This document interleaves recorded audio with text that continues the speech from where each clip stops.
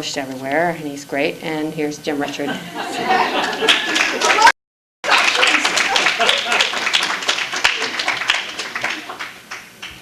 I want to thank you all for coming, and like Winnie, I want to thank Sue and Ellen for putting this together. And it's great to read with Winnie, my old friend and fellow Victorianist.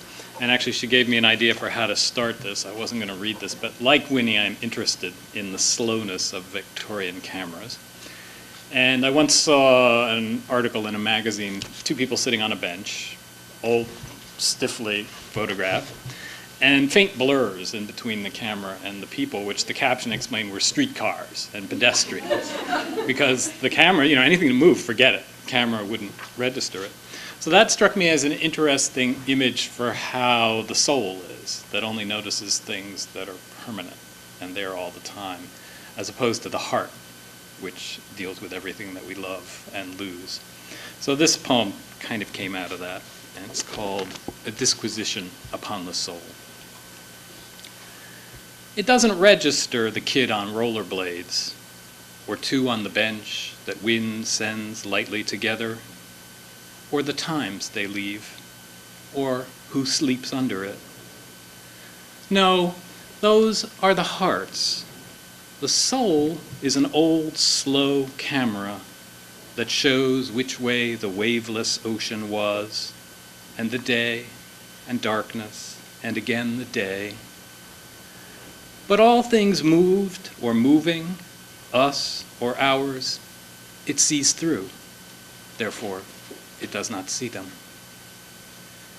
Is it the restlessness, then, that in the thick of our lives sends us to windows, wishing for the end of all that has made us happy? That, sadly, is also the heart. The soul would not know which dying friend you thought you could leave for dead, what shattering love you could leave your daughter for, or that you stayed, since no one stays long enough. And being immortal, it hardly knows it was alive when it is back where it came from after all our years, as faintly blued as snow is from the height of our skies, and heavier only by the sound of waters.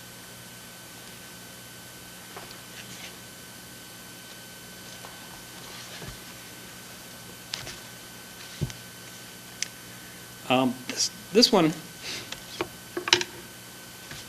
privately, I call these cloud. This is a cloud poem, and I call it that because they're very fun to write, and it comes as a kind of a cloud of a mood, which I keep in a separate part of the notebook, and it gradually condenses like the gas cloud around a star into little planets and little pieces. So this is a lot of pieces, and one reason I like them is because I never know what they're going to be about until they're done. And now that it's done, I would say there's a lot of cars in it, and a lot of disappearing children.